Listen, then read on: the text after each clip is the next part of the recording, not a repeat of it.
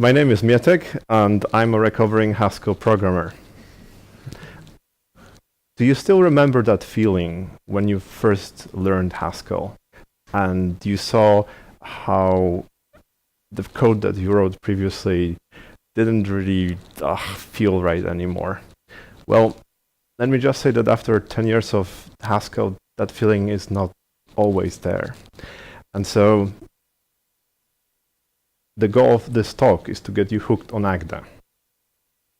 And what I'm going to show you today is I'm going to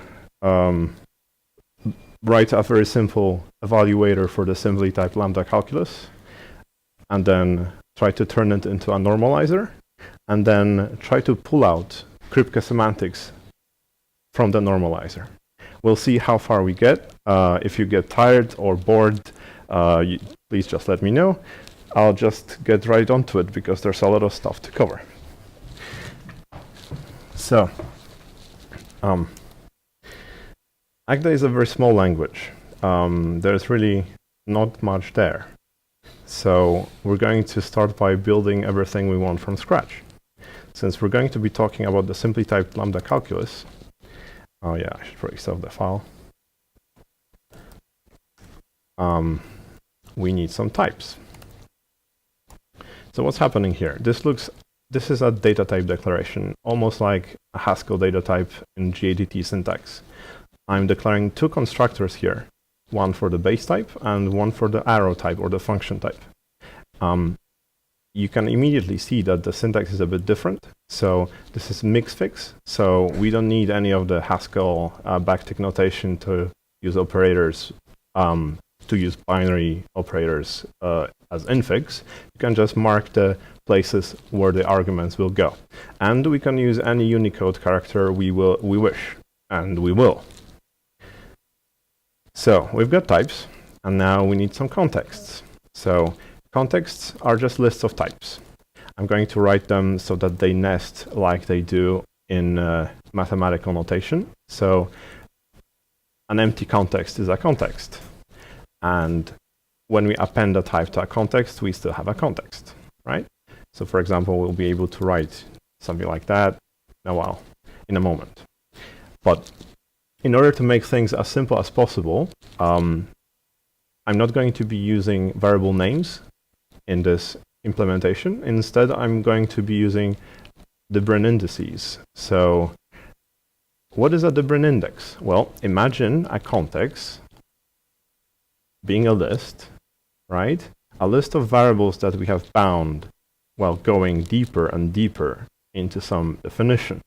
So the variable that has been most recently bound is going to be right on top of the list at index 0, right? And so forth. So that's why we're going to have two constructors here. The first one being 0. It says that in a context that has A on top, the type A on top, obviously we can find A right on top at the index 0. And if we know that A is somewhere in the context gamma, then if we add something new to the context gamma, we still know that A is still there, right? The names 0 and soc should perhaps remind you of something. And by that I mean Pino arithmetic, right? So literally, this is the 0th context, and we can index further into the list by adding successive socs. Okay, I hope that's all clear. Now it's time to define the terms of our language. Again, we benefit from the Unicode here. So you may wonder, what is this thing? Well, that's just a comment. We don't need this. But I find that it makes it a bit clearer if you're familiar at all with the inference rule notation used all over the place in mathematics and computer science. So here we define three inference rules, or three ways to construct the terms of our language. We can refer to variables. Yes? Sorry, what is this type count A? And that's a for all. curly braces? Curly braces. So don't worry about them. In Haskell, you never write them. Here, you have to be very explicit about the stuff you use, so we write them out. But just as you write, say, a data type in Haskell while just referring to some A, which comes from who knows where, well, this is where it comes from, in Agda, right? I don't want to get into more details on that because we will never finish. So, right? Is that good enough? So you can see that A is supposed to be a type, and gamma is supposed to be a context, right? So what I'm defining here is the intrinsically typed version of the simply typed lambda calculus. So the members of this data type are exactly the well-typed terms of the calculus. So it is impossible to construct something which isn't a well-typed term. We obviously have lambda abstractions and function applications. So this rule says, if we have a variable or an index into our context gamma, then we can derive A. So, sorry, I should have said, if we have a variable of type A, then we can derive A. Or, in other words, we have a term of type A.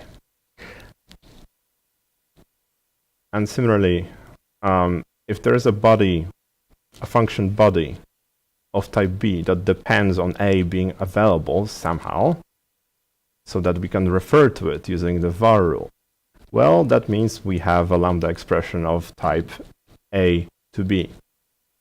Okay, and if we have such a term of type A to B, well, we just need an argument of type A to be able to apply that function and get a result of type B.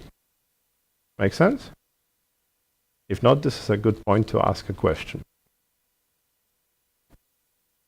Okay, I will assume that's all clear then. Oop, that's too long. Okay, right.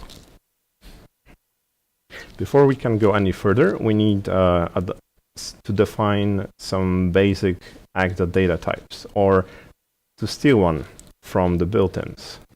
So this is the unit type.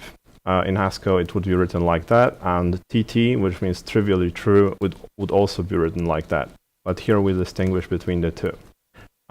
This is provided by one of the very few things that are built into the, come with the language.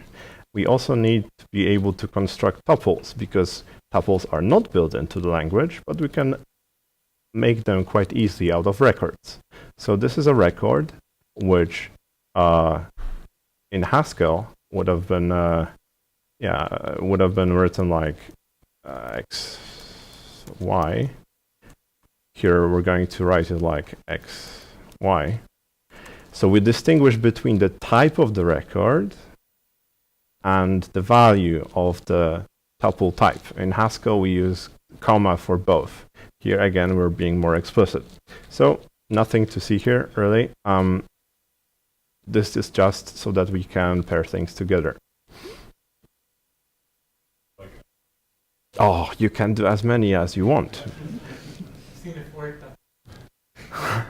But it might get unwieldy. So, yeah, let's not do that. Instead, let's try to build an interpreter. So how do we do that? Well, we need to be able to give an interpretation to types of our calculus, first of all. And, well, that's going to look like a denotation semantics. So here I'm introducing a new module just to keep things clear, clean and separate from each other. Although actually, maybe I won't do that. Never mind that, sorry. We could do that. So modules can be arbitrarily nested in Agda. It's not just a single module per file as in Haskell. But since I will be just re-editing the file as I go, I don't need to actually split it up, sorry. Now, I'm defining a new function, again with the Miëtek syntax. So the argument is actually coming between the brackets here. And it simply gives some meaning, assigns meaning to the types of our calculus. So because it's not quite clear what the meaning of the base type should be, I'm just saying, okay, let's say it's the unit type, which we can trivially construct always, and let's worry about that later. And the meaning for the function type is clearly going to be the meaning of A as an AGDA function to the meaning of B, as you would ordinarily do in the standard denotation semantics, right? Okay, this seems to make sense. Well, we need to generalize that to environments. So an environment is going to be the same thing as above, except that apply to every member of a context. So this is an inductive definition. I'm defining a new function with a star at the end to say, okay, this is for many things rather than just one. And I'm defining it on the two possible cases here, an empty context. Since this is, we don't have anything more to do here, we'll just say, okay, we're done. That's the unit type. And then I'm defining the meaning for the case where we actually have something to do, right? And so we just call the function we've just defined above, right? So this is going to be a mapping, assigning some value to every element of our context. Okay, an interpretation of a context, in other words. And when we have that, oops. Okay, if we know that we've had some type A in our context, and we have an interpretation of the entire context, then clearly we can get an interpretation of A, right? So this is again a very simple inductive or rather recursive definition. The only tricky thing here is, well, what happens if the context is empty? Well, if the context is empty, then we couldn't have had such a thing as a pointer inside an empty context. That's absurd. And this is absurd. This means absurd. So we never have to give an equation here because this can never happen, and AGDA knows this. Right, so we only need to consider the case of the non-empty context, and well, there's two possibilities. Either we have arrived at precisely the variable that we wanted to find, in which case we just, well, give it back, or we need to continue looking. So we continue looking. Very simple. All right. Why do I need to? Could you repeat the question? No, this isn't a value. The returning values are to the right-hand side of the equal sign. Note there is no equal sign here. This is simply, I could even skip this. I don't even need to say this here. This is, well, what the empty environment is, as we have defined here. Okay? I could skip that line entirely, indeed. But I wanted to tell you about absurd patterns. Right. So, with that done, we can finally get to our evaluator. So, the evaluation function is also called reflection for reasons which will become hopefully clear shortly. So, what is going on here? Okay, if we have a term of type A under the assumptions gamma, and we have an environment that is an interpretation of the entire gamma, well, we should be able to produce an interpretation of A. Okay, and the way we produce this is, again, by induction on the term, on the structure of the term here. So we have three cases to consider. In the first case, if we're supposed to evaluate a variable, well, we just look it up in the context. And note here that because our terms are well typed, there is no way we won't be able to find that. It's always, if we had constructed a term such as this, well, everything will right, sorry, well-typed interpreters don't get stuck. I think that's the slogan. So in the case of the lambda abstraction, what we're doing here is we're actually constructing a meta-level lambda as the value, right?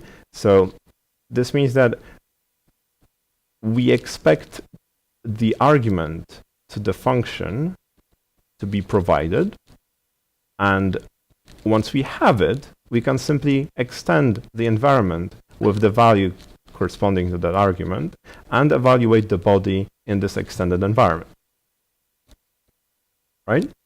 And since the representation of functions is an agda function, well, when we are going to the application, we first want to get that function and then apply it using juxtaposition as usual to the result of evaluating the term that is the argument of the function.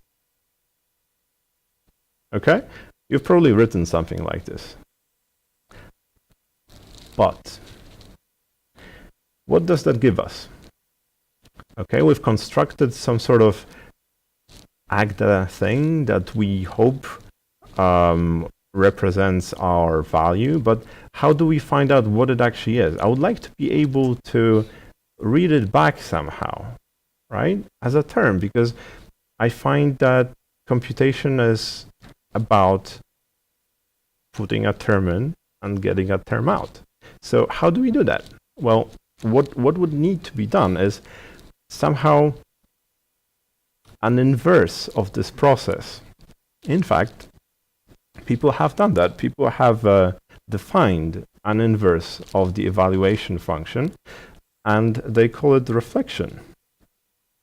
They call it reification. Sorry, that was a terrible mistake. So if we think about what type should it be, right? So it should take something like this and produce something like this. Okay. Well,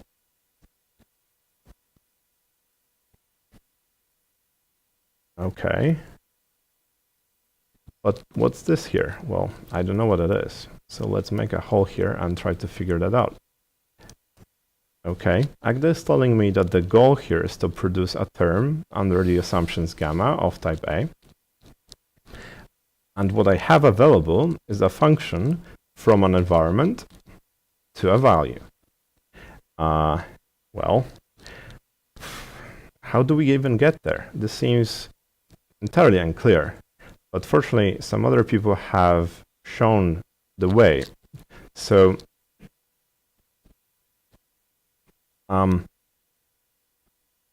we can maybe try to think about a function like this.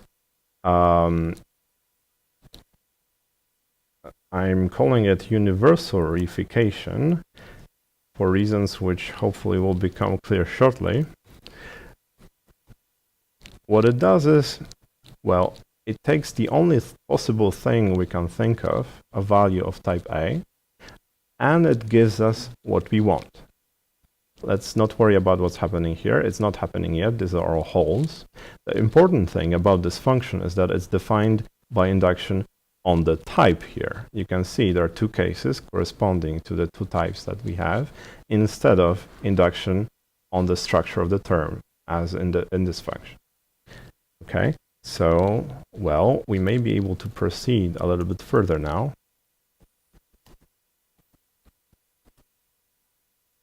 And now, okay, the goal is to find a value of type A, and we have a function that takes an argument of an environment for gamma and produces what we need. Okay, so maybe we can use that with something once we figure out what that is. Okay, we're one step closer. Now we just need to be able to provide this. Okay, so, well, it seems like we should be able to just, given an arbitrary context, reflect every variable in it to get what we need. Okay, let's try that.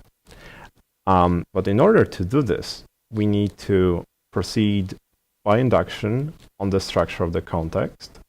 The trivial case is, of course, trivial, but in the non-trivial case, we once again have a problem.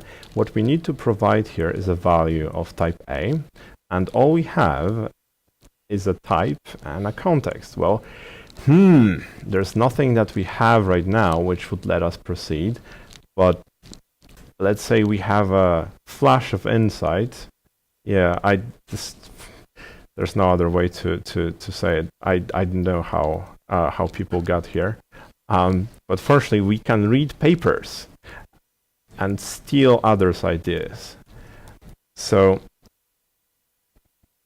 a universal reflection function will let us get here.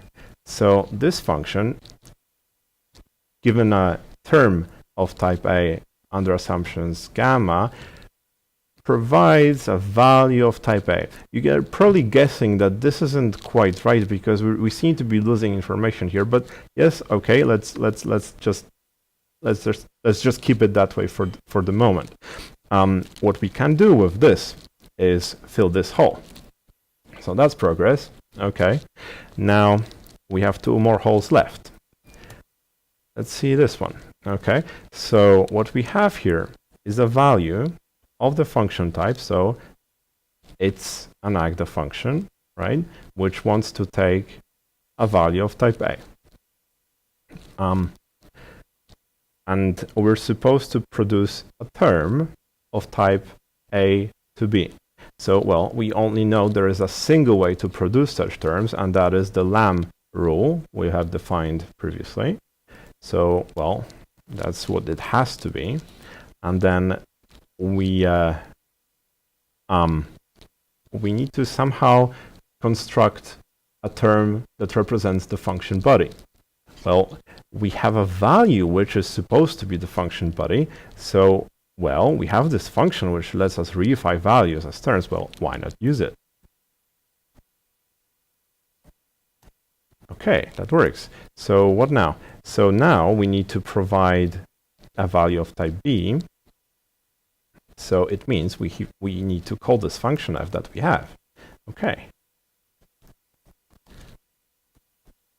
And now all that is left to provide is a value of type A. Where do we get this from? Maybe we can just pretend there is a new variable which will give us exactly what we need, as long as we can turn it from a term into a value. Unfortunately, we have just the way to do it. Okay, we're almost done. But what's this here? We need to be able to produce a term of the base type, but we have no way to construct such a term. This seems to suggest that the way we defined the meaning for the base type was incorrect. Well, let's see what happens. So, since at that point we need to construct such a term of the base type, well, maybe, I don't know, maybe we should just say that the meaning of the base type is a term of the base type.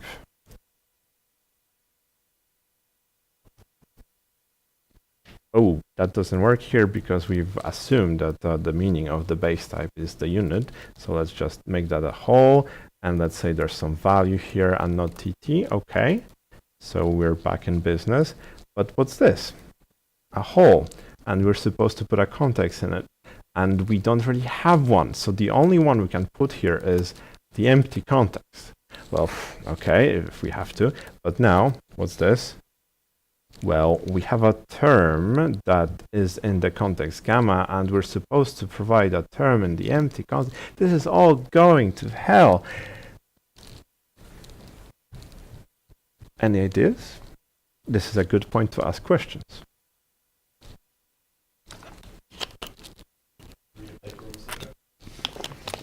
Yes. Or, well, clearly we're missing something, okay? And what we're missing is actually some place to store more information in the values and in the environment. Before we can get there, we need a little detour.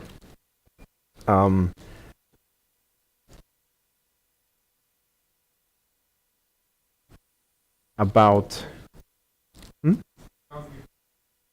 Yes? Pair of some text and term of, You mean this? yes, change pair of a context and a term of my index sigma tag. Okay, I don't have sigma types right now. That's an interesting idea. I'm not sure where it would lead, so let's leave that for later. Okay, what I'm going to do now is I'm just going to add a little helper which will be required to proceed further. So we need to be able to renumber the indices in our terms, or to rename terms.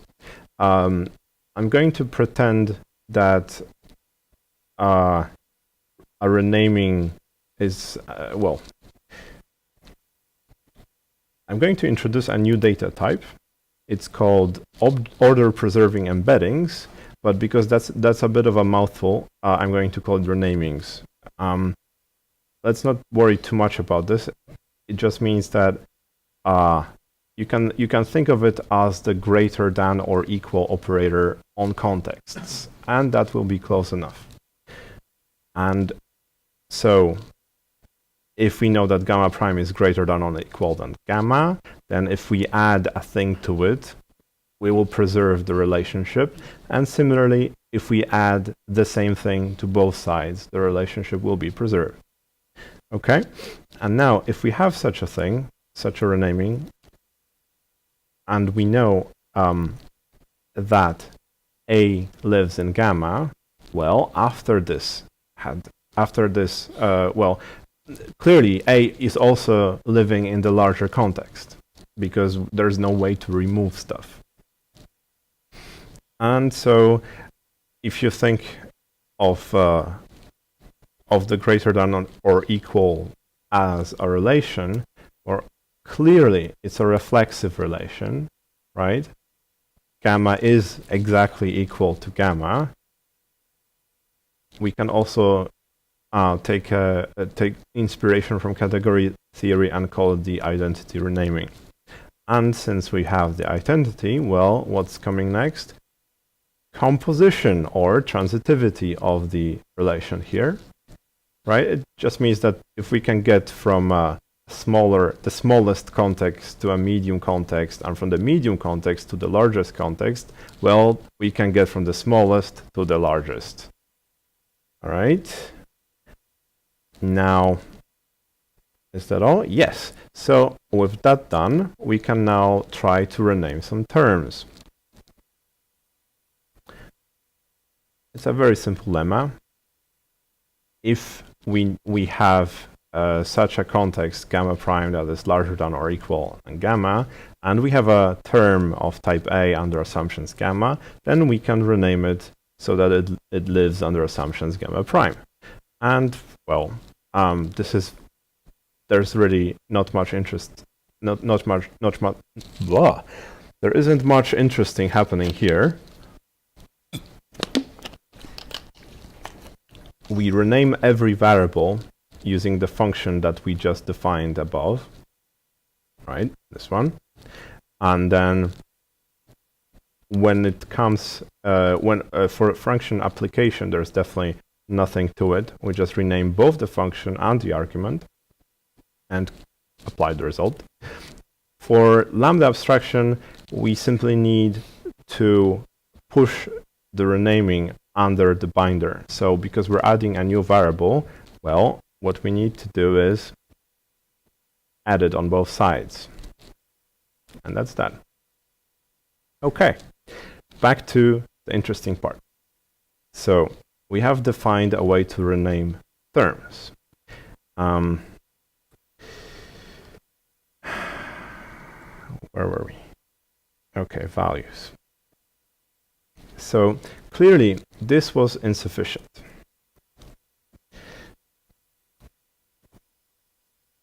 What we need to do is to define our values in a context.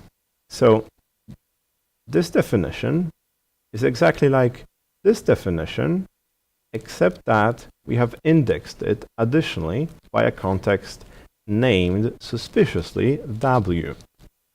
So this W naturally replaces the empty context that we've had here, and so we hope that this will solve the problem that has stopped us from progressing further just a while ago. Okay, so how do we even read this? Okay, maybe we could read this as the base type holds under W, or W satisfies the base type, or W forces the base type.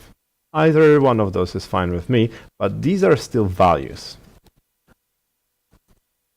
Let's get rid of that. Okay, now we need to adjust the environments to suit. So again, they're going to be exactly like the previous definition, except that we have now indexed it by W's. Right? Make sense? It's still a list. It's still an assignment of values to the context, except that we're now saying that the entire assignment is under W, under the same W. Okay. And we can still look things up just as well. Just need to adjust the type slightly, and the code doesn't even need to change. Same code. All right.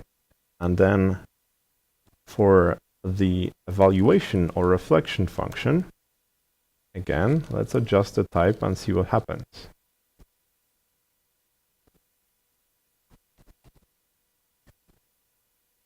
Everything still works. Okay. Great. How about here? Right. So all we need to do is that. And there's some more interesting stuff happening there. Okay, but this looks good. Let's just finish the refactoring. Now we're going to say that gamma satisfies gamma. And here we're going to quantify over all W's.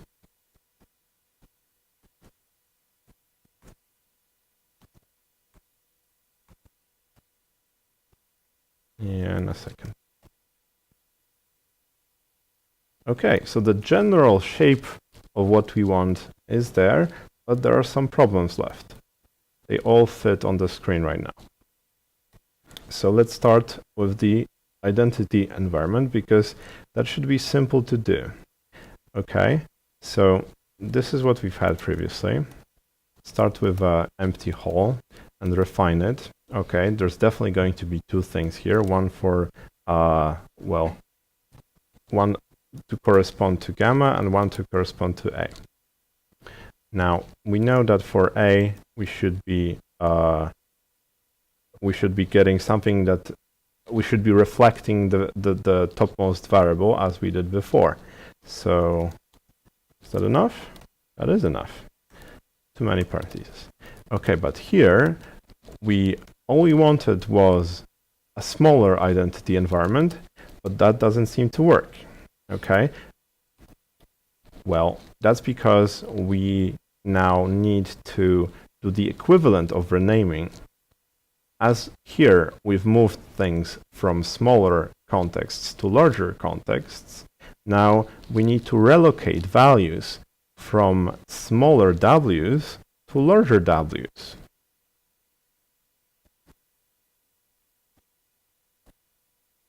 In order to be able to relocate entire environments,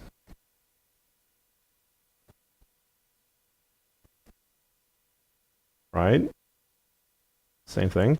In order to be relocate this thing here.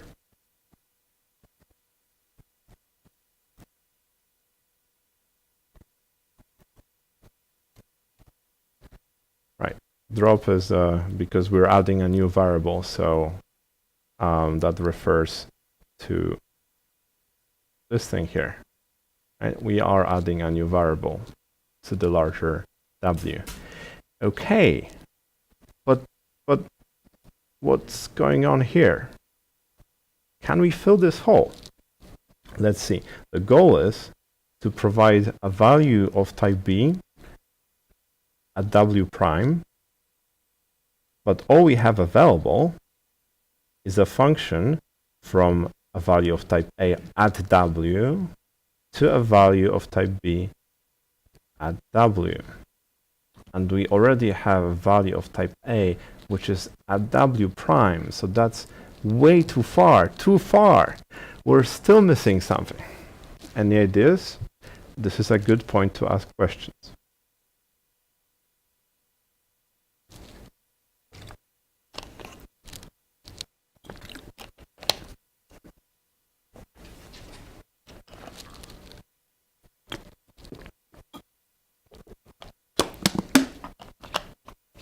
Well, clearly there's something wrong here, right? Right?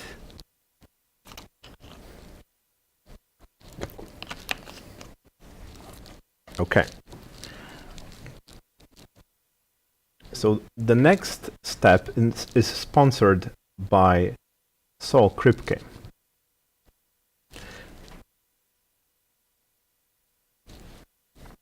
What we need is the ability to move between worlds.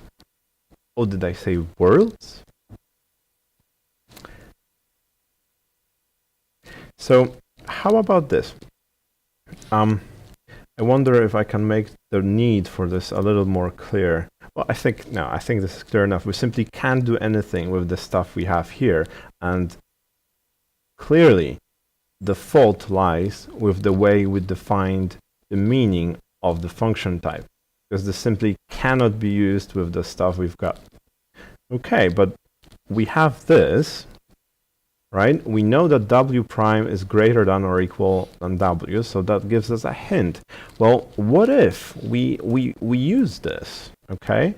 Let's say we have some W prime such that W prime is greater than or equal to W, and then given a value of type A at W prime, we should be able to produce a value of type B at W prime.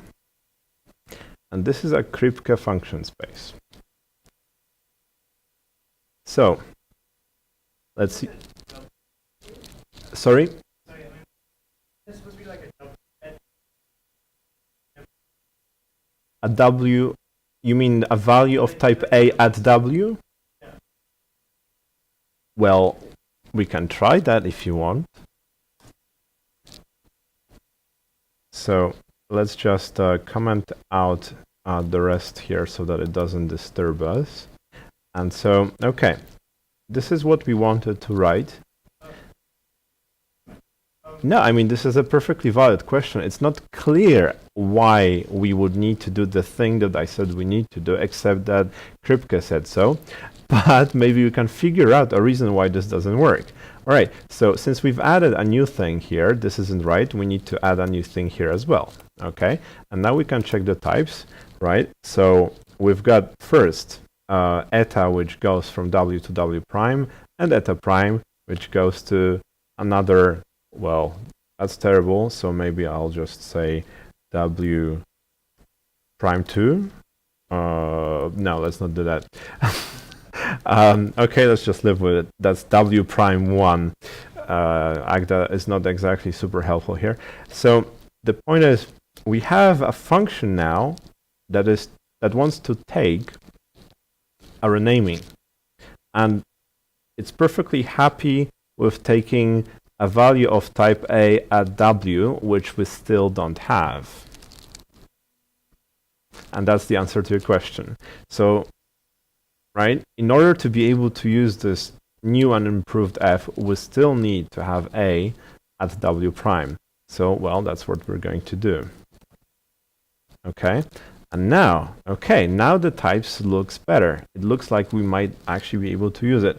Okay, so f takes two arguments, the first being some renaming, and the second being the a that we have. Right, and is that fine? That is fine. We are left with just a single hole here, and remember, we said that this is transitive, so all we need to do now is transition or compose the two things. Aha, and we're done. All right. So does this still work? Sure it does. Does this still work? Yeah, it does. All right. Should still work. But will this still work? No. Problem is, well, not a problem. We just need to adjust our definitions. Remember, we introduced a renaming into the meaning of a term at function type. So, well, we need to take it here now. Okay. And then the same issue makes us give something in the application case. This is simple. All we need to say is that the relation is reflexive. Fortunately, we already know that it is. In this case, we need to build up the function body.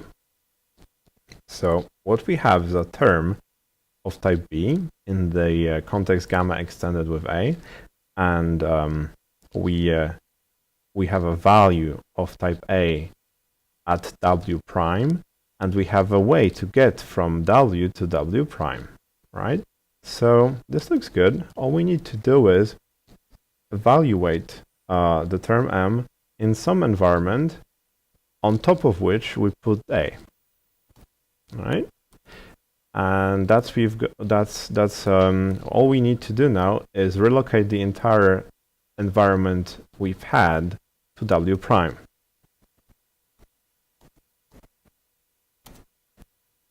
Good. Let's see if this gets us any further now. Something broke here, probably that. Okay.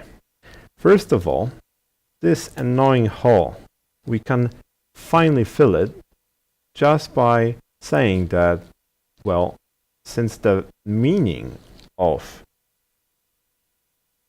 the base type at W is exactly a term of base type in the context W, all we need to do is pass the term along. And in the corresponding case, the value is a term, so we just pass it right back. Good, this is looking good. How about this? All done. And this too. So now, what we need to do is finish the universal reflection or reification at the function type. We have been provided here with a way to get from gamma to W prime, a value of type A at W prime, and we need to come up with a value of type B at W prime. We can do that, probably. Let me just see where I am. Yes, we can do that quite easily. The only thing we need to do is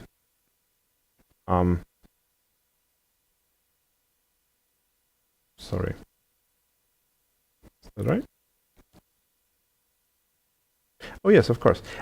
Sorry, got confused by the letters for a second. All we need to do is rename the term that we have, which lives or which requires the assumptions gamma, to require the assumptions W prime instead. And so rename across eta of M. And that's done. Here we're still trying to reconstruct a term of a function type, starting with lambda, and then refining what we get from F.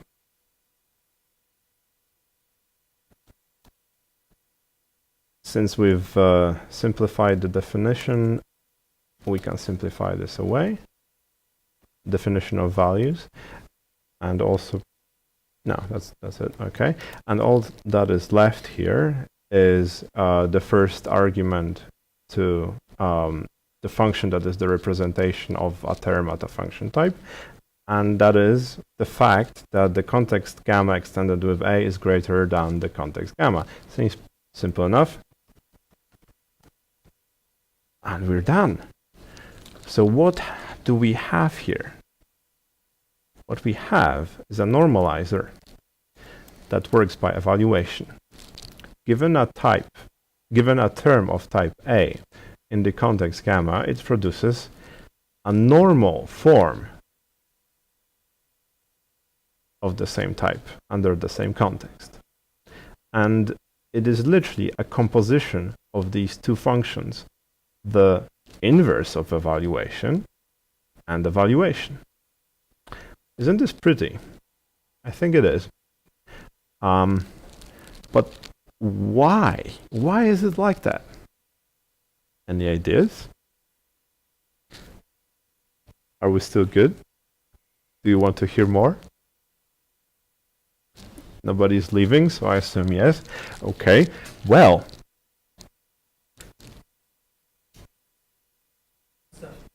Oh. Okay, I will live with that somehow. So, the next step, we will try to pull out some mathematical intuition out of the thing that we have constructed here. So, there is a very deep reason why this works. And the reason is that what we're actually doing here, when we normalize a term of the simply typed lambda calculus, we're performing simplification of proofs in intuitionistic logic.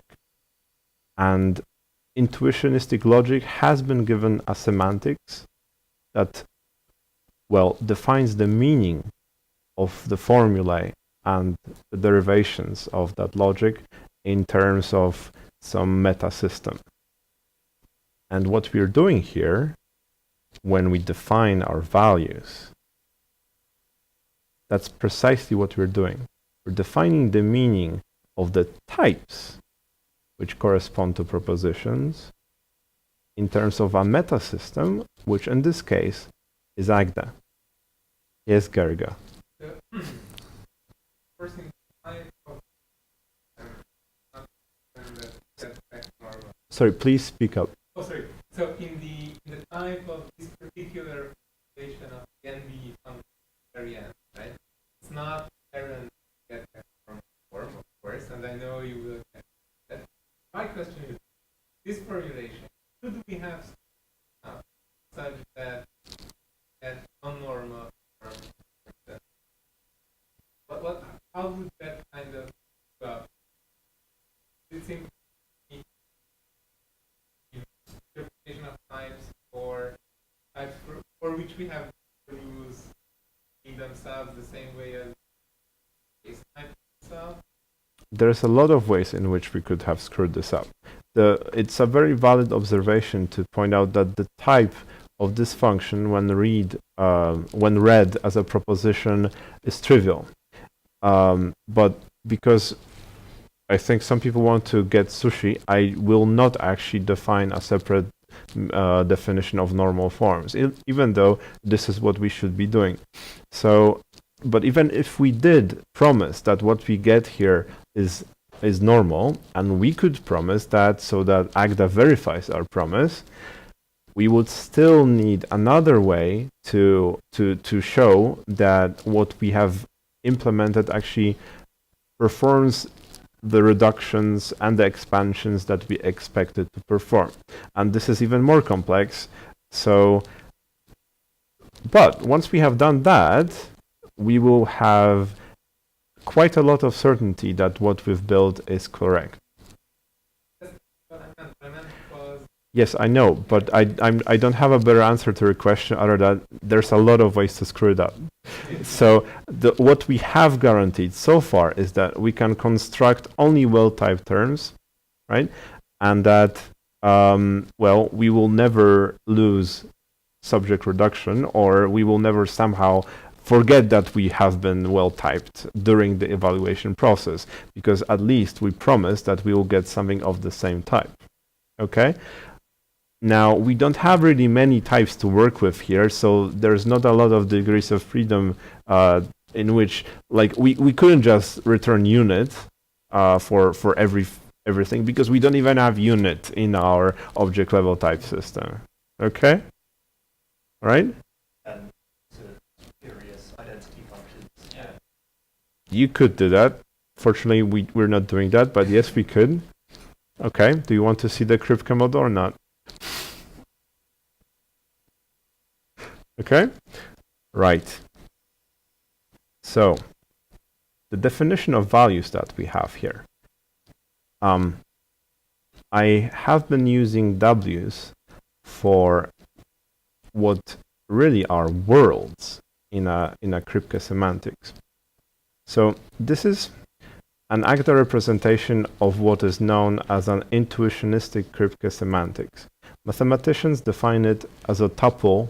Well, an intuitionistic Kripke model is defined as a tuple consisting of a set of worlds, which are just opaque tokens, a relation between worlds, an accessibility relation that is reflexive and transitive. I hope that reminds you of something. And then we have a family of grounded sets, which has the property that, well, which is monotonic with respect to the accessibility relation. So in other words, we can relocate the the grounded sets along that relation. Okay? So what I'm doing here is I'm defining an ACTA record that is almost, well, you can think of it as a Haskell type class in a way. And then to make it even more easy to use, I'm opening it in as an implicit. So, sorry, as an so that we will be able to make use of the members of this record without always having to say, okay, I'm using this concrete model. So let's see how that works. What I'm going to do now is insert a thing that looks like a Haskell type class constraint into most of these types here. So the type now says for every model, but we don't need the name of the concrete instance because of this shortcut here. What we need to do, however, is say, okay, this works on worlds now, not on contexts, and you have to specify everything generalized. Can you wait for to see? You have obviously a model in the context of all your functions, basically. The for model, everything. Not everything. Well, you can. Okay, so what we're doing now is I've replaced the concrete meaning for the base type with the abstract meaning given by the grounding function in the model, in the particular model instance that we have available inside this definition. And instead of saying that the worlds are greater than or equal, well, I'm saying almost the same thing. I'm saying that W prime is accessible from W, and so I'm keeping the details of what that really means abstract. But as you can guess, what's going to happen in the end is we're going to say the same thing, except with more abstraction along the way. Right, running out of space here. 5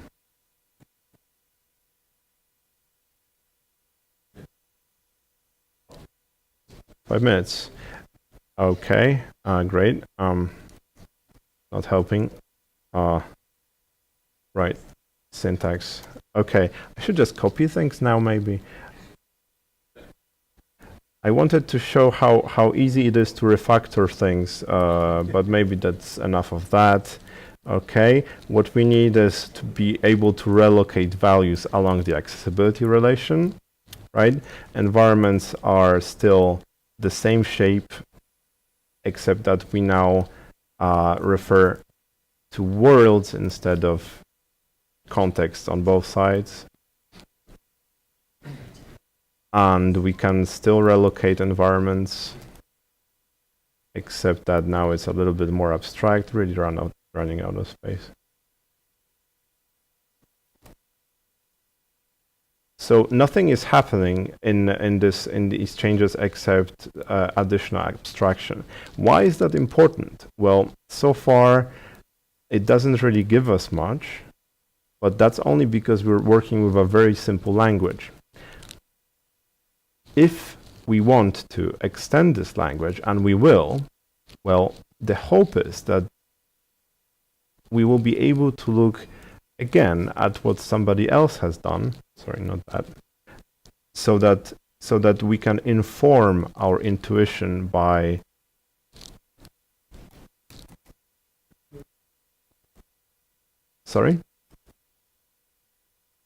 no, I just did not manage to copy paste properly. Okay, so we're back to evaluation at least.